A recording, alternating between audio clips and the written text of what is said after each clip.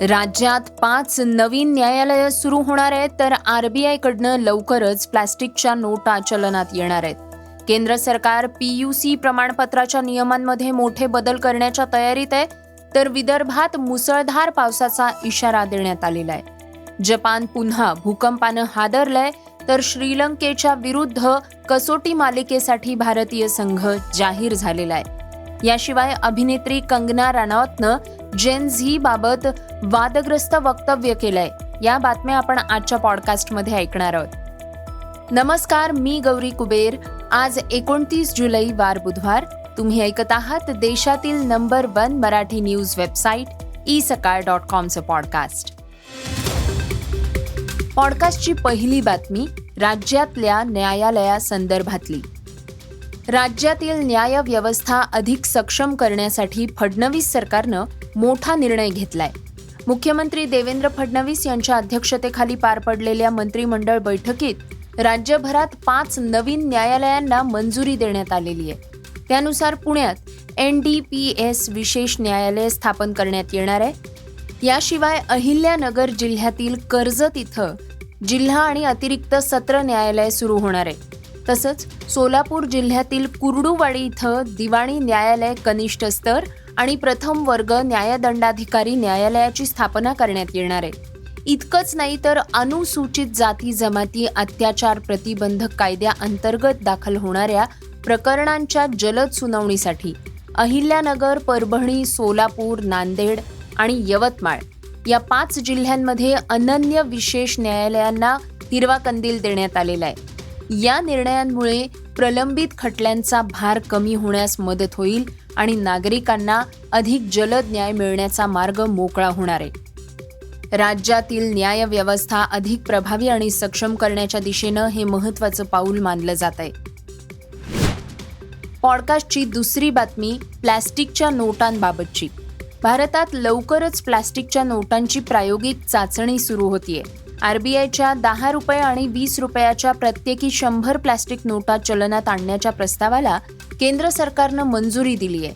लोकसभेत अर्थ राज्यमंत्री पंकज चौधरी यांनी याबाबत माहिती दिली. सुरुवातीला काही निवडक भागांमध्ये या नोटांचा टिकाऊपणा आणि वापरण्याची चाचणी घेतली जाणार आहे. ती यशस्वी ठरली तर प्लॅस्टिकच्या नोटा नियमित चलनात आणल्या जातील, असंही त्यांनी सांगितलं. पण महत्त्वाचं म्हणजे कागदी नोटांचं काय होणार, असाही प्रश्न उपस्थित होतो. याबाबतही सरकारकडनं स्पष्टीकरण देण्यात आलेलं आहे. प्लॅस्टिकच्या नोटा चलनात आल्या तरी तूर्तास कागदी नोटा बंद होणार नाहीत, असं सरकारकडनं सांगण्यात आलेलं आहे. कागदी नोटा या प्लॅस्टिकच्या नोटांसोबतच चलनात राहतील, असं सरकारनं स्पष्ट केलं आहे. पॉडकास्टची तिसरी बातमी PUC संदर्भातली. केंद्रीय रस्ते वाहतूक आणि महामार्ग मंत्रालय PUC अर्थात पोल्युशन अंडर कंट्रोल प्रमाणपत्राच्या नियमांमध्ये मोठे बदल करण्याच्या तयारीत आहे. सध्या प्रत्येक वाहनाला दरवर्षी PUC काढावी लागते. मात्र सरकारच्या नव्या मसुद्यानुसार BS6 या वाहनांसाठी हा कालावधी वाढवण्याचा प्रस्ताव आहे. या प्रस्तावानुसार नवीन गाड्यांना पहिल्या नोंदणीच्या तारखेपासून 6 वर्ष तब्बल 3 वर्षांसाठी हे प्रमाणपत्र वैध राहणार आहे. तसंच 6 ते 10 वर्ष जुन्या BS6 वाहनांना दर 2 वर्षांनी PUCचं नूतनीकरण करावं लागेल. तसंच 10 वर्षांपेक्षा जुन्या वाहनांसाठी दर 6 महिन्यांनी PUC करणं अनिवार्य आहे. दुसरीकडे BS4 या वाहनांना 6 महिन्यांनी, तर BS1, BS2 आणि BS3 या वाहनधारकांना दर 3 महिन्यांनी PUC नूतनीकरण करावं लागणार. पॉडकास्टची चौथी बातमी विदर्भातल्या पावसाची. नागपूरमध्ये पावसानं अक्षरशः हाहाकार माजवलाय. मंगळवारी दिवसभरात 179 मिलीमीटर पावसाची नोंद झालेली आहे. त्यामुळे शहरातील अनेक रस्ते पाण्याखाली गेलेत, तर काही शाळांच्या परिसरात मोठ्या प्रमाणात पाणी साचलं. दरम्यान हवामान विभागानं आज आणि उद्या विदर्भात मुसळधार ते अतिमुसळधार पावसाची शक्यता वर्तवली आहे. काही विभागांमध्ये तब्बल 200 मिलीमीटर पर्यंत पाऊस पडू शकतो, असं हवामान विभागाकडनं सांगण्यात आलेलं आहे. याशिवाय गोंदिया, भंडारा, चंद्रपूर आणि गडचिरोली या जिल्ह्यांमध्ये 100 ते 150 मिलीमीटर पावसाचा अंदाज व्यक्त करण्यात आलेला आहे. पॉडकास्टची 5वी बातमी जपानमधल्या भूकंपाबाबत. जपानमध्ये पुन्हा एकदा निसर्गानं थैमान घातलंय. मंगळवारी जपानमध्ये 7.1 रिक्टर स्केल तीव्रतेच्या भूकंपाची नोंद झाली. त्यानंतर आता त्सुनामीचा इशाराही देण्यात आलेला आहे. जपानच्या हवामान विभागानुसार कुमामोटो या परिसरात हा भूकंप झाला असून भूकंपानंतर समुद्रात उंच लाट उसळण्याची शक्यता व्यक्त करण्यात आलेली आहे.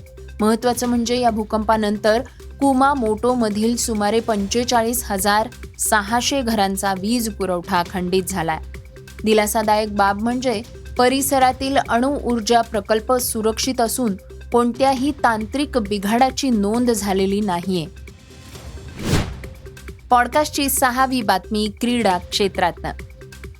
श्रीलंकेविरुद्ध 2 कसोटी सामन्यांच्या मालिकेसाठी भारतीय संघाची घोषणा करण्यात आलेली आहे. या संघात अनुभवी अष्टपैलू रवींद्र जडेजाचं पुनरागमन झालेलं आहे आणि तसंच जसप्रीत बुमराहचाही समावेश करण्यात आलेला आहे.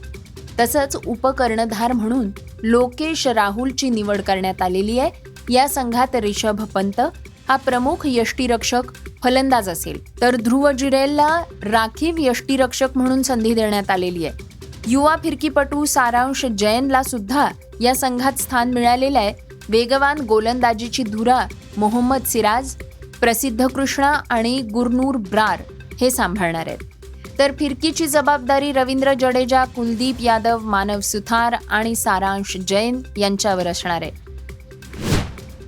पॉडकास्टची 7वी बातमी मनोरंजन क्षेत्रातनं. अभिनेत्री कंगना रनौत पुन्हा एकदा तिच्या इंस्टाग्राम पोस्टमुळे चर्चेत आलेली आहे. जेन झी पिढीबाबत केलेल्या वक्तव्यामुळे तिच्यावर जोरदार टीका होतीये. कंगनानं तिच्या इंस्टाग्राम स्टोरीमध्ये काही जेन झी तरुणींवर निशाणा साधत ही लोक स्वतंत्र आयुष्याचा आव आणतात मात्र जबाबदारी स्वीकारत नाहीत असा आरोप केलाय. पुढे तिने या पिढीला जनरेशन गटर अशी उपमा देत समाजाला देण्यासारखं काही नाही असा दावाही केलाय. काही तरुण तरुणी ड्रग्ज, मद्यपान आणि अनेक नातेसंबंधांना स्वातंत्र्य समजतात, तसंच पालकांच्या पैशांवर जगतात अशी टीकाही कंगनानं आपल्या पोस्टमध्ये केली. त्यामुळे सध्या ती टीकेची धनी ठरतीये. हे होतं isakal.comचं पॉडकास्ट, अर्थात सकाळचं पॉडकास्ट. हे पॉडकास्ट तुम्हाला कसं वाटलं आम्हाला नक्की कळवा. याला रेटिंग द्या आणि इतरांना सुद्धा रेकमेंड करा. तर आपण आता उद्या पुन्हा भेटूयात. धन्यवाद. Script and research Shubham Banu बाकोडे.